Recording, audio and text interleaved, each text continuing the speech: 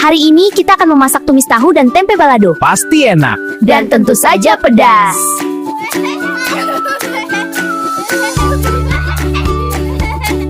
Sebelum lanjut, jangan lupa share, komen, subscribe ya guys. Kami mesti dipotong-potong terlebih dahulu. Ayo potong kami juga siap dipotong. Panasnya serius banget. Ini proses menuju kerenyahan sejati. Kami harus ditumis sampai harum dan matang bersama bawang dan tomat. Aduk terus sampai semuanya menyatu.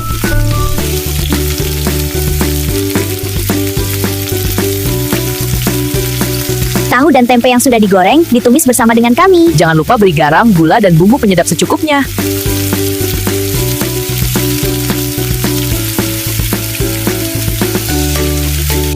Masakan tahu dan tempe baladonya sudah jadi. Selamat menikmati guys.